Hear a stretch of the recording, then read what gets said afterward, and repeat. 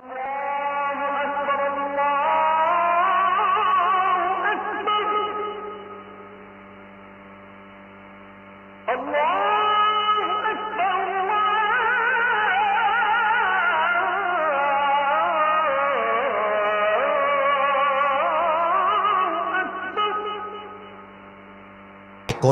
কি, কেন এসেছে জানতে মনে চায় সবার? আমাদের জীবনের সবচেয়ে বড় ভুল কি জানেন পীরগাছার ভাইয়ারা? আমি বলে দিচ্ছি, the biggest mistake of life. যে ভুলটা আমাদের জীবনের সবচেয়ে বড় ভুল, ওই ভুলটা যে বড় ভুল এটা আমরা জানিই না। আর মানুষ যখন অন্যায় করে, অন্যায় করাটা এক অন্যায়, অন্যায়কে অন্যায় না মনে করা এটা আরো বড় অন্যায়। আমি রাতের বেলা পর্নোগ্রাফি দেখছি, এটা এক অন্যায়, কিন্তু পর্নোগ্রাফি দেখার পরেও আমার মাঝে পাপ করার অনুভূতি আসলো না, আমার মনে কষ্ট আসলো না। আমি যে পর্নোগ্রাফি দেখেছি, আমার বন্ধুর সঙ্গে প্রাউডলি গল্প করলাম। পর্নোগ্রাফি দেখা এক অন্যায়, আবার এই অন্যায়কে হাসি মুখে অপরকে বলা এটা আরো বড় অন্যায়। আমার কোনো মেয়ের সাথে অবৈধ সম্পর্ক আছে, হারাম কোনো রিলেশনশিপ আছে, এটা একটা অন্যায়।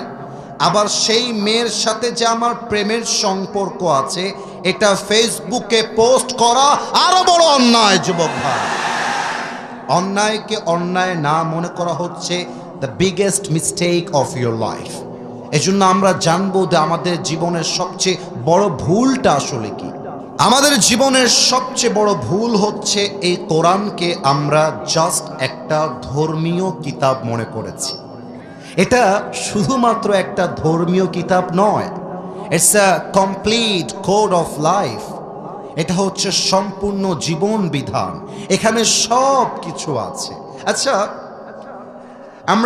আমি নিজে বাইবেল একটু পড়েছি, বাইবেল, জিন্দাবিস্তা, মহাভারত, ত্রিপিটক। আচ্ছা বলেন তো, তাদের ধর্মীয় কিতাবটা যেমন কিতাব, এই কিতাবটা কি তেমন কিতাব? না। খ্রিস্ট ধর্মের কিতাবের ব্যাপারে কথিত আছে, কোনো ধর্মীয় গুরু ছাড়া কেউ যদি এই কিতাবটাকে ধরে সোজা জাহান্নামে যাবে। আচ্ছা, এই কোরআন সম্পর্কে কোথাও কি কথা আছে যে আসিফ হুজুর ছাড়া, ডক্টর আজহারি হুজুর ছাড়া, শায়েখ আহমদুল্লাহ হুজুর ছাড়া, ডক্টর জাকির নায়ক ছাড়া রংপুরের পীরগাছার কোনো রিক্সাওয়ালা যদি কোরআন ধরে জাহান্নামে যাবে? আছে কোথাও? এই কোরআনটা এমন একটা কিতাব, হুদাল্লিন নাস, এটা গোটা মানব গোষ্ঠীর জন্য আলোর পথ হয়ে এসেছে। সুবহানাল্লাহ পড়বেন না আপনারা সবাই? এটা হচ্ছে সেই কোরআন। কিন্তু এই কোরআনের সাথে আমাদের সম্পর্ক কখন হয় একটু ভালো করে বুঝবেন। আজকে যে কথাগুলো বলবো এখনো আপনাদের গায়ে লাগা শুরু হয় না, একটু পরে গায়ে কাটা লাগা অনেকের শুরু হবে। আমার ওয়াজের কথায় যদি কারো গায়ে কাটা লাগা শুরু হয়ে যায়, বুঝবেন সে নামে মুসলমান হতে পেরেছে, কাজে সে মুসলমান হতে পারে না। এই কোরআনের সাথে সম্পর্ক কখন হয়? যখন কারো বাবা মরে যায়, মা মরে যায়, সঙ্গে সঙ্গে হেফজোখানা মাদ্রাসায় আসে, এসে বলে, হুজুর আমার আব্বা তো দুনিয়াতে আর নাই, আমার বাবার সামনে কোরআন তেলাওয়াত করবার জন্য 10 জন হাফেজ ছাত্র দরকার। আমি নিজেও একজন কোরআনের হাফেজ, আমার বাবাও একজন কোরআনের হাফেজ। আমি যখন মাদ্রাসায় পড়তাম, আমার কাছে যখন খতমের দাওয়াত আসতো, আমি ছিলাম একজন ছাত্র মানুষ। খতমের দাওয়াত আসলে খুশি হতাম, টাকাও পাবো, খাওয়াও পাবো, মনটা ভালোই থাকতো। কিন্তু আমি যখন কোরআন তেলাওয়াত করতাম, মনে মনে ভাবতাম, আজকে যদি 10 জন হাফেজ ছাত্রকে 1500 টাকা দেয়, তাহলে ভাগে কি 50 টাকা পাবো, না 60 টাকা পাবো, না 65 টাকা পাবো? এই হিসাবটা বসে বসে করতাম। আল্লাহর কসম, রংপুরের ভাইরা, কয় টাকা পাবেন এই হিসাব করে কোরআন তেলাওয়াত করলে কোনো সওয়াব আপনার আমলনামায় অ্যাড হবে না। এই কোরআনটা মরা মানুষের সামনে তেলাওয়াত করবার জন্য আসে নাই, এই কোরআনটা এসেছে পুরো বিশ্বে একটা ইসলামী বিপ্লব করবার জন্য এই কোরআনটা এসেছে, ঠিক কিনা? আচ্ছা, এবার আসুন আমরা কোরআনের সঙ্গে কিছু কথা বলবা আপ্রাণ চেষ্টা করি, দেখা যাক কোরআন আমাদেরকে আজকে কি কি মেসেজ দিতে পারে। আচ্ছা, একটা কথা আপনাদের কাছে প্রশ্ন করতে চাই, আমাদের ভাষা কি ভাষা? তো বাংলা ভাষা, এত আস্তে বললে তো হইল না, গৌরবের বিষয়। আমাদের ভাষার নাম কি ভাষা? বাংলা ভাষা। যদি আপনাদের বাড়িতে আগামীকাল সকালবেলা ডিসি অফিসের একটা চিঠি আসে, কিংবা জজ কোর্ট থেকে একটা চিঠি আসে, যে চিঠির ভাষা ইংরেজিতে, আপনার সামনে যখন চিঠিটা আসবে আপনি ইংরেজি বোঝেন না, আপনার মাথা চক্কর দেওয়া শুরু হয়ে যাবে। কিরে বাবা, এটা কি আমাকে গ্রেফতার করবার চিঠি, নাকি এটা আমার সম্পদকে লুণ্ঠন করবার চিঠি? এটা আসলে কিসের চিঠি? এই চিঠির অর্থ বোঝার জন্য আপনার মনটা ব্যাকুল হয়ে যাবে। এরপরে যেহেতু আপনি ইংরেজি ভাষা বোঝেন না, আপনি যাবেন তার কাছে যে ইংরেজি ভাষা বোঝে। যতক্ষণ পর্যন্ত এই চিঠির অর্থ না বুঝবেন, ততক্ষণ পর্যন্ত আপনি আপনার মনের ভেতরে শান্তি খুঁজে পাবেন না। সামান্য একটা ডিসি অফিসের চিঠি, সামান্য একটা জজ কোর্টের চিঠি পাওয়ার পরে আপনার মনটা এত বেকুল হয়ে গেল অর্থ বোঝার জন্য। কিন্তু এত বড় জমিনটার মালিক, এত বড় আকাশটার মালিক, আপনার মালিক, আমার মালিক, পুরো পৃথিবীর মালিক একটা চিঠি দিলেন, যে চিঠির নাম আল কোরআন। এইটা জানতে আপনার আগ্রহ তৈরি হলো না? আমি যদি বলি আজকে ফজরের পরে কয়জন কোরআন তেলাওয়াত করেছ, হাত কিন্তু খুব বেশি উঠবে না। আচ্ছা, হাত যদি 20টা উঠে, আমি যদি বলি কোরআনটা তেলাওয়াত করার সময় অর্থ কয়জন বুঝেছেন, হাত আরো কমে যাবে। আচ্ছা, আমি যদি বলি অর্থ বুঝেছেন মাশাআল্লাহ, আমল কয়জন করেছেন, হাত আরো কমে যাবে। আমি যদি বলি নিজে তো আমল করেছেন, পার্লামেন্টে নেওয়ার জন্য কয়জন উদ্যোগ নিয়েছেন, আগামীর রাষ্ট্র কোরআন দিয়ে চলবে, কয়জন তার জন্য স্লোগান দিয়েছেন, দেখবেন হাত কমতে কমতে 0 হয়ে যাবে। আমি প্রশ্ন করব না, আমি কাউকে ছোট করব না। আজকে আমরা জানবো এই কোরআনটা কি, কেন এসেছে, এই কোরআন দিয়ে বিপ্লব করব কেমন করে, এই কোরআন দিয়ে দেশটা চললে কেমন হবে, এই কোরআন দিয়ে দেশ চললে নারীর ইজ্জতের কি হবে, এই কোরআন দিয়ে দেশ চললে পার্লামেন্টটা কেমন হবে, এই কোরআন দিয়ে দেশটা চললে আগামীতে কেউ যদি রাস্তায় কাউকে খুন করে পালিয়ে যায় তার বিচারটা কেমন হবে, এই কোরআনের আইন মানলে একজন যুবকের বিয়েটা সহজ কেমন করে হবে। আসুন আমরা কোরআনের সঙ্গে কথা বলি। আমাদের কোরআনের পাখি আল্লামা দেলোয়ার হোসেন সাঈদী হুজুর, আমাদের কলিজার মানুষ, আমাদের ভালোবাসার মানুষ। আল্লামা সাঈদীর একটা ওয়াজ আছে, ওয়াজের টাইটেল হচ্ছে কোরআনের পরিচয়। এই ওয়াজ যদি কোনো মানুষ শোনে, আমি একজন ছোট্ট দিনের দায়ী হিসেবে বলবো, কোরআনটা চিনতে তার আর বাকি থাকবে না। কোরআনকে যদি আমরা প্রশ্ন করি, কোরআন বলো তো তোমাকে নাজিল কে করলো, কে নাজিল করেছে তোমাকে, কোরআন তার জবাব দিচ্ছে, তানজিলাম মিম্মান খালাকাল আরদা ওয়াস সামাওয়াতিল উলা। আমাকে নাজিল করেছেন তিনি, যিনি এই আকাশের মালিক, যিনি এই জমিনের মালিক। বলেন সবাই সেই রব কে? আল্লাহ আমার রব। ভয় পাইলেন কেন? আবার গান, আল্লাহ আমার রব। দমে দমে তনু মনে তারি অনুভব, তোমার দুনিয়াতে আমি যেদিকে তাকাই, অথই নেয়ামতে ডুবে আছি সবাই। পাখপাখালির কণ্ঠে শুনি তাসবিহ কল রব, তাসবিহ কল রব। আল্লাহ আমার রব, এই রবই আমার সব। বলেন সবাই তিনি কে? This Quran has been sent by him who has created the heavens and earth. এই কোরআনটা নাজিল করেছেন তিনি, যিনি পুরো পৃথিবীর মালিক, আকাশের মালিক, জমিনের মালিক। আচ্ছা তাই তোমাকে আল্লাহ তাআলা নাজিল করেছেন? ওকে, আই গট দ্য আনসার। আচ্ছা কোরআন, দ্বিতীয় প্রশ্ন, সেকেন্ড কোয়েশ্চেন টু ইউ, তোমাকে নাজিল কার উপরে করা হয়েছে আমাকে উত্তর দাও। কোরআন তার জবাব দিচ্ছে, ওয়া আমিনু বিমা নুজ্জিলা আলা মুহাম্মাদ, ঈমান আনো তার উপরে যে আমি আল্লাহ রাব্বুল আলামিন তোমাদের প্যারা হাবিব মুহাম্মাদুর রাসূলুল্লাহ সাল্লাল্লাহু আলাইহি ওয়াসাল্লামের উপরে নাজিল করেছি। তাও তো সুবহানাল্লাহ পড়তে পারলেন না আপনারা। আচ্ছা, তুমি আমাদের নবীর উপর নাজিল হয়েছে কোরআন। আচ্ছা কোরআন, এবার তুমি বলো তো, তুমি যেদিন নাজিল হয়েছিলে এটা কোন মাস ছিল? তুমি কোন মাসে নাজিল হয়েছ? কোরআন তার জবাবটাও দিচ্ছে, শাহরু রমাদান আল্লাযী উনজিলা ফীহিল কুরআন। আমি এমন একটা কিতাব যেই কিতাবকে রমজান মাসে পৃথিবীতে নাজিল করেছে একজন, তিনি কে? আচ্ছা, তার মানে তুমি রমজান মাসে নাজিল হয়েছ। আচ্ছা এবার তুমি আমাকে বলো তো, তুমি কি নাজিল হয়েছিলে দিনের বেলায় নাকি রাতের বেলায়? কোরআন তার জবাবটাও দিচ্ছে, কোরআন তার জবাব দিচ্ছে, ইন্না আনজালনাহু ফি লাইলাতিল কদর।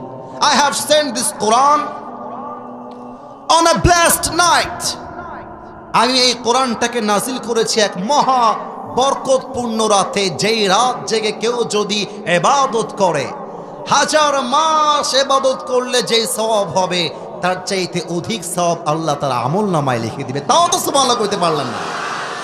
আচ্ছা, তার মানে তুমি কদরের রাতে নাজিল হয়েছ। আচ্ছা কোরআন আমার পৃথিবীতে আসার একটা উদ্দেশ্য আছে। যেমন আমাকে যদি কেউ বলে যে আসিফ হুজুর আপনি এই মাহফিলে কেন এসেছেন, আপনার উদ্দেশ্য কি, হোয়াট ইজ ইউর পারপাস? আমি বলবো হাজার হাজার মানুষ আমার অপেক্ষায় আছে, আমি কোরআন থেকে তাফসির করতে এই মাহফিলে এসেছি। That is my purpose, that is my intention, এটাই আমার উদ্দেশ্য। আচ্ছা রংপুরের পীরগাছাবাসী আপনারা কেন এসেছেন? উত্তর হবে হুজুর আমরা কোরআন থেকে তাফসির শুনবার জন্য এসেছি। কথা ভুল বললাম না? ঠিক। আপনি যদি একটা ব্যাংকে যান, ব্যাংকের অফিসার বলছে আপনি কেন এসেছেন, আপনাকে how can I help you, আপনাকে সহযোগিতা কেমনে করবো বলেন স্যার। আপনি বলবেন যে স্যার আমি তো জানি না কেন এসেছি। এবার এটা পাগলা নাকি রে, বের করে। তার মানে কি, আপনি যেখানে যাবেন প্রত্যেকটা জিনিসের একটা উদ্দেশ্য আছে, একটা মিশন আছে, একটা ভিশন আছে, একটা গন্তব্য আছে রে ভাই।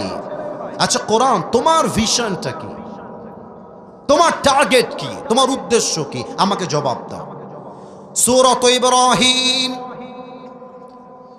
আল্লাহ রাব্বুল আলামিন বলেন, কিতাবুন আনজালনাহু ইলাইকা লিতুখরিজান নাসা মিনায-যুলুমাতি ইলান নূর। O my prophet, I have sent this Quran to you just to lead the mankind out of darkness into the light.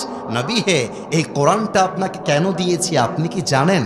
এই কোরআনটা আপনাকে এই জন্য দিয়েছি যাতে করে আপনি অন্ধকারাচ্ছন্ন মানুষগুলোকে, জাহান্নামী মানুষগুলোকে জান্নাতি মানুষ বানাতে পারেন। এই জন্য আমি আল্লাহ কোরআনটা নাজিল করেছি। তাও তো সুবহানাল্লাহ কইতে পারলেন না আপনারা মিয়া। আচ্ছা, তার মানে তুমি আমাদেরকে জান্নাতি বানাবার জন্য এসেছো। এখন যদি আমি কোরআনের দিকে তাকাই বলি, কোরআন, আচ্ছা কোরআন, আমি যদি দেশে চলতে চাই আমার অর্থনীতি লাগবে, রাষ্ট্রনীতি লাগবে। আমি যদি দেশে শান্তি কায়েম করতে চাই তবে আমার রাজনীতিও লাগবে। অনেক নেতা আমাদেরকে মাহফিলে এসে বলে, হুজুর খালি কবরের ওয়াজ করবেন আর খালি কিয়ামতের ওয়াজ করবেন, খবরদার রাজনৈতিক আলাপ করবেন না। ওই নেতাকে আমার এই মেসেজটা দিয়ে দিবেন, নেতা সাহেব রাজনীতি যদি করতে হয় বাপ দাদার রাজনীতি নয়, আল কোরআন দিয়ে আপনাকে রাজনীতি করতে হবে। আচ্ছা কোরআন, আমি যদি অর্থনীতি তোমাকে দিয়ে করতে চাই, রাজনীতি তোমাকে দিয়ে করতে চাই, তোমার কাছে কি এমন কোনো কথা আছে যা দিয়ে আমার পার্লামেন্ট চলবে, যা দিয়ে আমার দেশ চলবে, যা দিয়ে ব্যাংক চলবে, যা দিয়ে রাষ্ট্রনীতি চলবে? কিছু কি আছে এমন কথা? আমাকে বলে দাও তো কোরআন তার জবাব দিচ্ছে কি, বোঝার চেষ্টা করবেন। আউযু বিল্লাহি মিনাশ শাইতানির রাজীম। وَنَزَّلْنَا عَلَيْكَ الْكِتَابَ تِبْيَانًا لِكُلِّ شَيْءٍ وَهُدًى وَرَحْمَةً وَبُشْرَى لِلْمُسْلِمِينَ.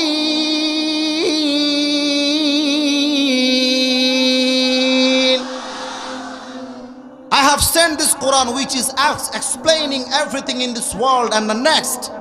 আমি আল্লাহ এমন একটা কিতাব নাজিল করেছি যেই কিতাবে তোমার যা লাগবে এমন কথা নাই যা আমি আল্লাহ বলে দেই নাই। তাও তো সুবহানাল্লাহ কইতে পারলেন না আপনারা।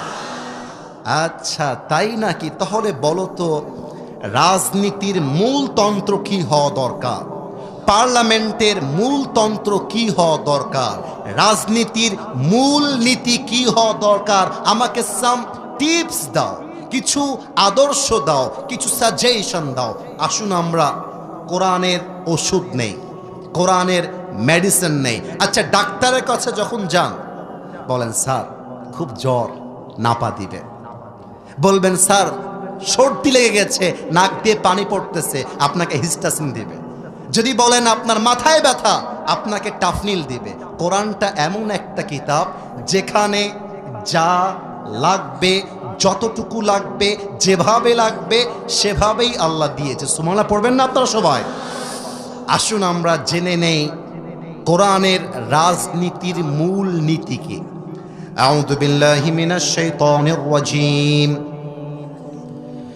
ইন্নাল্লাহা ইয়া'মুরুকুম আন তু'আদ্দুল আমানাতি ইলা আহলিহা ওয়া ইযা হাকামতুম বাইনান নাসি আন তাহকুমু বিল আদল। Allah says in this ayah, give people back what they deserve in their lives. And whenever you judge between people, you have to judge with justice. Allah বলছেন যে যার যোগ্য তাকে তা ফিরিয়ে দাও, এবং তোমরা যখন মানুষের মাঝে বিচার করবা ইনসাফ ভিত্তিক বিচার করবা। তার প্রমাণটা দিচ্ছি এই মাহফিল থেকে, প্রমাণ দিব। কালো গেঞ্জি, তুমি দাঁড়াও দেখি ভাই, তুমি তুমি তুমি না তার পেছনে, হ্যাঁ তুমি দাঁড়াও, তুমি দাঁড়াও, ভয় নাই ভয় নাই ভয় নাই, দাঁড়াও। আচ্ছা তুমি দাঁড়াও, সমস্যা। তোমার নাম কি বাবু? তুমি বসো বসো। হ্যাঁ তোমার নাম কি? মামুন। আচ্ছা এই রংপুরের পীরগাছাবাসী, আমি কিন্তু কোরআনটাকে বাস্তবে বোঝাচ্ছি। ইটস জাস্ট অ্যান এক্সাম্পল, উদাহরণ দিচ্ছি। এই মামুনকে দেখা যায়? এ কোন মরালোকের মাঝে বসে আছে রে বাবা, দেখা যায়? আচ্ছা মনে করেন মামুনের আমার কথা পছন্দ হয় নাই। আমি যখন মাহফিল থেকে বের হয়েছি গেটের কাছে গিয়ে বলছে কি হুজুর কে খুব কোরআন দিয়ে দেশ চলবে নাকি? আপনাকে আমি এই জন্য ওয়াজ মাহফিলে নিয়ে আসছিলাম, আজকে আপনার খবর করে দিব, খালি বাহিরে বের হন। আমি বললাম এ তোর বাড়ি কোথায় রে? রাজশাহীর ভাষা, তোর বাড়ি কোথায় রে? এক ধর তো, কে আছে ধর তো। আমার স্টাফরা ওকে ধরছে, কথার কথা। আমি অভিনয় করছি, but it is the reality. আমি বাস্তবে আপনাকে বোঝাবো কোরআন দিয়ে দেশ চললে কত শান্তি আমরা পাবো, কত ইনসাফ আমরা পাবো। মামুনের সঙ্গে আমার ঘুষাঘুষি লেগে গেল। একটা পর্যায়ে গিয়ে বললাম ড্রাইভার সাহেব, আমার গাড়ির পেছনে একটা রামদা আছে, বের করেন। আরে নাই কিন্তু বাবা। তো ড্রাইভার সাহেব রামদা নিয়ে আসছে, রামদাটা নিয়ে মাথার রাগের ঠেলায় মামুনের ডান পায়ে মারছি একটা কোপ। মামুনের ডান পাটা খুলে কেটে পড়ে গেছে। আর সভাপতি সাহেব, মাহফিল কমিটি, যুবক আমাকে গিয়ে হামলায় ধরছে, এ ধর আসিফ হুজুরকে। সবাই মিলে ধরে আমাকে জেলে ভরে দিয়েছে পা কাটার অপরাধে। সোনামণি তুমি নতুন, বসো বসো। ভয়ে থরথর করে কাঁপতেছে সে। আচ্ছা এখন জেলখানায় দেওয়ার পরে কয়েকদিন পরে জজ কোর্টে আমার বিচার হবে। আমাকে তোলা হলো রংপুরের জেলা আদালতে। এবার রংপুরের পীরগাছার যুবকদের আওয়াজ দেওয়ার পালা। রংপুরের জেলা আদালতে। কি আদালতে? আমাকে তোলার পরে জজ সাহেব বলছে হুজুর আপনার চেহারাও সুন্দর, ওয়াজও সুন্দর, কিন্তু মানুষটা আপনি ভালো না। আপনি ভালো মানুষ হইলে মামুনের পাটা আপনি কেমন করে কাটলেন মিয়া? আপনাকে আমি গণতান্ত্রিক আইন অনুযায়ী বাংলাদেশের যে আইন আছে, আইন এবং আদালতে আপনার বিচার করলাম আমি জজ সাহেব, 5 বছরের জেল এবং 2 লাখ টাকা জরিমানা। লুক অ্যাট মাই সেলফ, আমাকে দেখবেন সবাই। 5 বছরের জেল, কয় লাখ টাকা জরিমানা? না, এটা আওয়াজ তোমাদের আসে নাই। আরে বেটা, রংপুরের ছেলে পেলে কথা বললে মাটি থরথর করে কাঁপতে শুরু করে দিবে যুবক ভাই। 5 বছরের জেল, কয় লাখ টাকা। আমার বিচারটা ইনসাফ ভিত্তিক হলো কিনা বোঝার জন্য একটা দাড়ি পাল্লা নিয়ে আসেন। কথার কথা, দাড়ি পাল্লার ডান দিকে দিবেন আমার মামুন ভাইয়ের ডান পা কাটা, আর দাড়ি পাল্লার বাম দিকে দিবেন 5 বছরের জেল আর 2 লাখ টাকা। এবার রংপুরের পীরগাছাবাসী জবান খুলে উত্তর দিবেন, আপনি যদি কিয়ামত পর্যন্ত দাড়ি পাল্লা টানতে থাকেন, দুইটা কি সমান সমান হবে? আস্তে উত্তর কেন সমান সমান হবে? হবে না। আচ্ছা ঠিক আছে, লেটস সে যে আপনি আমার জরিমানা 5 লাখ করলেন আর আমাকে জেল দিলেন 10 বছরের জেল। এবার টান দেন, তাও কি সমান সমান হবে? সমান সমান করতে চাইলে আল্লাহর কোরআনের সংবিধান দিয়ে পার্লামেন্টে আইন পাস করতে হবে। কেমন করে করতে হবে? কোরআন তুমি আমাকে বলে দাও। কোরআন তার জবাব দিচ্ছে, ওয়াকাতাবনা আলাইহিম ফিহা আন্নান নাফসা বিন-নাফস ওয়াল আইনা বিল আইন ওয়াল আনফা বিল আনফি ওয়াল উযুনা বিল উযুনি ওয়াস সিন্না বিস সিন্নি ওয়াল জুরুহা কিসাস। কোরআন বলছে, কেউ তোমার চোখ তুললে তুমি তার চোখ তুলে ফেলবা, কেউ তোমার হাত কেটে ফেললে তুমি তার হাত কেটে ফেলবা, কেউ তোমার পা কাটলে তুমি তার পা কেটে ফেলবা। চোখের বদলে চোখ, নাকের বদলে নাক, কানের বদলে কান, হাতের বদলে হাত, পায়ের বদলে পা, জানের বদলে জান। এটার নামই আল্লাহর কোরআনের সংবিধান। এবার আপনি আল্লাহর কোরআন দিয়ে আইন পাস করেন। আমি মামুনের ডান পা কেটে দিয়েছি, আপনিও এক কোপ দিয়ে আমার ডান পা কেটে ফেলেন।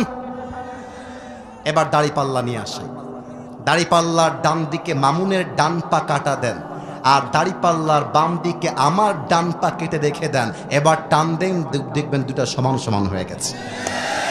ওয়ামান হাকামা বিহি আদালা, এই কোরআন দিয়ে যে বিচার করবে সেই তো ইনসাফ ভিত্তিক বিচার করতে পারবে। আর একটা ছোট্ট কথা বলবো, আব্বাজান আমার দিকে একটু তাকাবেন। আব্বাজান, আমার কথা মাইন্ডে নেবেন না। আমার আব্বাজানকে দেখা যায়? তোমরা আবার মনে দেখা যায়? মনে করেন আমার আব্বা হচ্ছে এই রংপুরের এলাকার এমপি। কথার কথা, কথার কথা। আর আমি হলাম একজন রিক্সাওয়ালার সাধারণ ছেলে। এখন বাবার ছেলে হচ্ছে এইটা, তো সে যদি কোনো অন্যায় করে ফেলে তাকেও পুলিশ ধরবে, আমাকেও পুলিশ ধরবে। কোরআনের রাজনীতির অর্থ হচ্ছে এমপির ছেলের যেই বিচার হবে রিক্সাওয়ালার সেই বিচার হবে।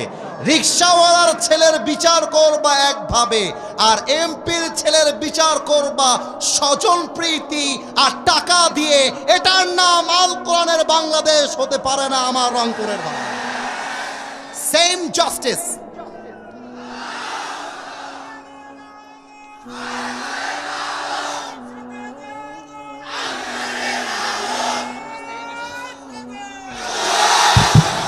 আমার কথা কি ভুলভাল কিছু বলেছে নাকি ভাই? আর একটা ছোট্ট কথা বলে আমি আমার যুবকদের কথায় ফিরে আসতে চাই। আমি কিন্তু আবারও বলছি, আর তোমরা আমাকে সাক্ষী দাও, আমি কি একটা কথা আল্লাহর কোরআনের আয়াত ছাড়া বলেছি? একটা কথা দলিল ছাড়া বলেছি? আচ্ছা, কোরআনের রাজনীতির শেষ নীতি বলছি, লাস্ট নীতি। আমি আসিফ হুজুর যদি আগামীকাল পার্লামেন্টে এমপি হওয়ার জন্য মনোনয়নপত্র কিনে নেই, কথার কথা, 2026 সালের 12 ফেব্রুয়ারি নির্বাচন হলো, আমি পীরগাছারও একজন এমপি হয়ে গেলাম, কথার কথা। এখন এমপি হওয়ার পরে কথার কথা আমার কাছে বাজেট আসলো 5 কোটি টাকা কোনো একটা মাধ্যমে পার্লামেন্ট থেকে এই বাজেটটা আমাকে দেওয়া হলো। এখন আমি যদি একটা ব্রিজ তৈরি করি পীরগাছার কোনো রোডে, এই ব্রিজ তৈরি করতে গিয়ে মিস্ত্রির বিল কয় টাকা, রডের বিল কয় টাকা, সিমেন্টের বিল কয় টাকা, বালুর বিল কয় টাকা, কোথায় লেগেছে, কেমন করে লেগেছে, প্রত্যেকটা টাকার হিসাব পাই টু পাই জনগণের কাছে বুঝায় দেওয়া, এটার নামই আল্লাহর কোরআনের রাজনীতি। আমার রংপুরের ভাইরা, কোন নেতা যদি এই হিসাব দিতে পারে, হি ইজ দ্য লিডার। যদি কোন নেতা 50 কোটি পেয়ে 30 কোটি নিজেই খেয়ে ফেলে, ওই নেতা আমার নেতা হওয়ার যোগ্যতাই রাখে না রংপুরের ভাইরা। আচ্ছা কোরআন, এবার বলো তো, আমার বয়স 25, কিন্তু বিয়ে করতে চাইলে আব্বা আম্মা বিয়ে দিতে চায় না, আমি কি করতে পারি? আচ্ছা কোরআন, তুমি আমাকে বলো তো, আমি যেই মেয়েকে পছন্দ করি সেই মেয়েটার বয়স 17, তো পার্লামেন্টে নিয়ম আছে 18 বছর আগে বিয়ে করলেই নাকি জেল হয়ে যাবে। আচ্ছা কোরআন, তোমার কিছু নিয়ম আমাকে দাও, যে নিয়মে আগামীকাল সকালে আমি বিয়ে করতে পারবো। কোরআন কি বলছে খেয়াল করবেন। আমি খুব দুঃখ নিয়ে বলছি, শোনেন, মজা নয়, দুঃখ নিয়ে বলছি। আজকালকার হাজার হাজার যুবক মাদকাসক্ত হয়েছে রাইট টাইমে বিয়ে না দেওয়ার জন্য। আজকে হাজারো যুবক পর্নোগ্রাফিতে আসক্ত হয়েছে তার বাড়িতে বউ না থাকার জন্য। যুবক ভাইরা আমার, মেয়ের বাবা বলে আমার মেয়েকে বিয়ে করতে চাইলে 10 লাখ টাকা দেনমোহর ছাড়া বিয়ে দিব না। মেয়ের বাবা বলে আমার মেয়েকে বিয়ে করতে হলে সরকারি চাকরি ছাড়া জামাই আমি নিব না। যেই মেয়ের বাবারা বলবে সরকারি চাকরি ছাড়া, টাকা ছাড়া বিয়ে দিব না, মাথায় রাখবা ওই মেয়ের বাপের কপালে বুইরা টাকলা জামাই ছাড়া ভালো জামাই জুটে না। আর মেয়েদের যে কি হয়েছে আমি নিজেও বুঝি না। দিনদার দাড়িওয়ালা পছন্দ হয় না, গাঞ্জাখোর দেখলেই অনেক মেয়েদের পছন্দ হয়ে যায়। আচ্ছা তোমরাই কও, আমি যে কোরআনের কথা অনুযায়ী, আচ্ছা মাইকটা ফর আ লিটল বিট একটু আমি সময়ের জন্য হটাচ্ছি। আমার মুখে এইটা কি রংপুরের সাউন্ড হয়নি, এটা নাম কি? দাড়ি থেকে আমাকে আনস্মার্ট লাগতেছে? জোরে ক, আনস্মার্ট লাগতেছে? খ্যাত লাগতেছে? কিছু মেয়ে আছে দেখবা দাড়ি দেখলে গায়ের মধ্যে চুলকানি শুরু হয়ে যায়, জ্বালা পোড়া শুরু হয়ে যায়, বলে দাড়িওয়ালা কেমন যেন চাচা চাচা লাগে, ভালো লাগে না। মনে রাখবা, যেই মেয়েদের দাড়িওয়ালা পছন্দ নয়, এদের জন্য বিটিএস এর হিজড়া ছাড়া সেকেন্ড কোনো অপশন আমার কাছে নয়। আরে যেই মেয়ে আমাকে দাড়ির জন্য বিয়ে করতে চায় না, সে তো আমার বাড়ির বউ হওয়ার যোগ্যতাই রাখে না। কোরআন বলছে ইয়াকুনু ফুকারা আয়ুগনিহিমুল্লাহু মিন ফাদলি। কোরআন বলছে তোমার চাকরি নাই, ব্যবসা নাই, পকেট ফাঁকা, আল্লাহর উপরে ভরসা করে একজন দিনদার মেয়েকে বিয়ে করো, তোমার ঘরের অভাবকে দূর করে দিবে একজন, তিনি কে? এখন কথা হচ্ছে, অনেক যুবক বলবে হুজুর আমার বাবা তো মানতে চায় না, মেয়ের বাবা তো মানতে চায় না। যেই মেয়ের বাবারা স্টেজে আছেন, যেই মেয়ের বাবারা আমার সামনে আছেন, এবং যেই মেয়ের মায়েরা আমাকে প্যান্ডেল থেকে শুনছেন, বেশিরভাগ মেয়ের নষ্ট চরিত্র হওয়ার পেছনে তার মা বেশি দায়ী। রংপুরের পার্কে যত মেয়ে প্রেম করে বেড়ায়, তার 80% মেয়ে বোরকাওয়ালি প্রেম করে বেড়ায়। রংপুরের পীরগাছার ভাইরা এমন ভাবে বোরকা পরে দেখলে মনে হয় यार ये तो अभी के अभी जन्नत से भाग के दुनिया में आई है, माशाअल्लाह इतनी अच्छी लड़की कोई भी नहीं हो सकता। কিন্তু এই মেয়েটা হিজাব পরে, নেকাব পরে, বোরকা পরে একাই 4টা ছেলেকে নাকের ডগায় রশি লাগায় এমনে এমনে ঘোরায়। এদেরকে দেখলে আমার বলতে মনে চায় উপরে ফিটফাট, ভেতরে পুরোটাই সদরঘাট।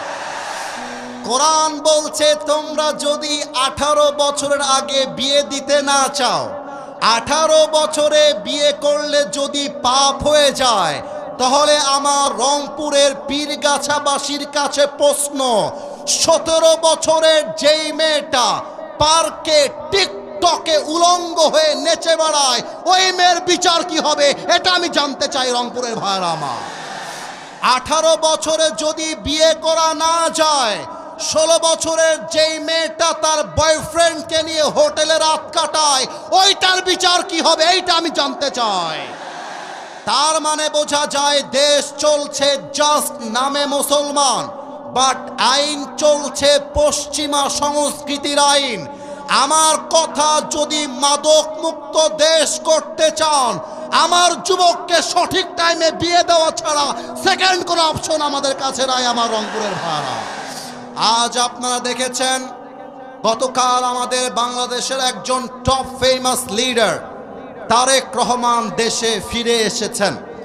ওনাকে লাখো মানুষ ভালোবাসা দিয়েছেন এবং উনি তার বক্তব্যে বলেছেন আগামীতে দেশ চলবে নবীর আদর্শ দিয়ে।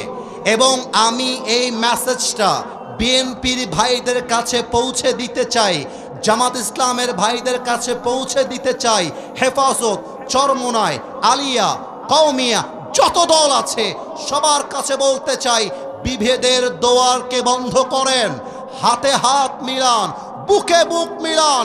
ইনশাআল্লাহ ওসমান হাদিকে যারা খুন করে এই দেশ থেকে পালিয়ে ভারতে চলে গিয়েছে, আগামীর নতুন বাংলাদেশে এই খুনিদেরকে ধরে এনে বাইতুল মুকাররমের সামনে ওরা যেমন আমার ভাইয়ের মাথায় গুলি করেছে, ওদের মাথায় গুলি করে হত্যার রায় পাশ করতে হবে। হাত তুলে বলো সবাই, ঠিক কিনা?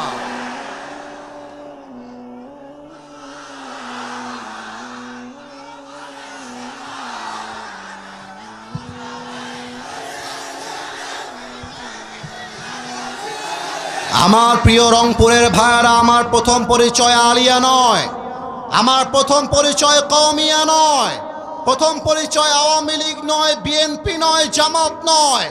আমার প্রথম পরিচয় আমি মুসলমান ঘরের সন্তান। আমার প্রশ্ন ইন্টারিম গভর্নমেন্টের কাছে, আপনারা দেশের ক্ষমতায় থাকতে ওসমান হাদির খুনি ভারতে পালিয়ে যায় কেমন করে, এটা আমার জাতির কাছে জানতে মনে চায়। অতএব বিভেদের প্রাচীরকে ভেঙ্গে গুড়িয়ে দেন। আমাদের ধর্ম এক, কিতাব এক, রব এক, নবী এক। আসুন আমরা হাতে হাত মিলাই। আগামীর বাংলাদেশ হবে মদিনার বাংলাদেশ, আগামীর বাংলাদেশ হবে সোনালী বাংলাদেশ, আগামীর বাংলাদেশ হবে ইসলামের বাংলাদেশ, আগামীর বাংলাদেশ হবে আল্লাহর কোরআনের বাংলাদেশ। সবাই দুই হাত তোলেন, everybody raise your two hands. একটা কাশি দেন। আমি যা বলতে বলবো সবাই তাই বলবেন। You just have to repeat after me. Whatever I will say, you have to follow my words. আমি যা যা বলবো আপনারাও তাই তাই বলবেন। আল্লাহকে ডাক দেন, বলেন আল্লাহ। আওয়াজটা আস্তে হয়ে গেছে, রেজ ইউর ভয়েস, সিংহের মতো গর্জন দেন, বলেন আল্লাহ। তোমার কাছে আজ আমি দিল থেকে তওবা করছি। ও আল্লাহ, জোরে ডাকেন, ও আল্লাহ, তুমি আমার জীবনের সব গুনাহ মাফ করে দাও। পরের সবাই আওয়াজ দিয়ে আমিন। আর একবার ডাক দেন, ও আল্লাহ। ডানে আওয়াজটা কম পেলাম, আর একবার ও আল্লাহ। আজ এই পীরগাছার মাটির থেকে তোমার দরবারে দিল থেকে নিয়ত করলাম, আজ থেকে এক ওয়াক্ত, জোরে বলেন, এক ওয়াক্ত নামাজ আর কখনো আমি, হাতটা উঁচু, হাতটা উঁচু, আমি যেমনে বলবো তেমনে বলবেন, ছাড়বো না। হাতটা নড়ে নাই, এটা ফুটেজ হবে, জোস আপনারা প্রমাণ করবেন। কথায় এক, রংপুরবাসী কাজেও এক, ঠিক কিনা বলেন? বলেন সবাই, ছাড়বো না। এবার আওয়াজ দিয়ে বলেন ইনশাআল্লাহ।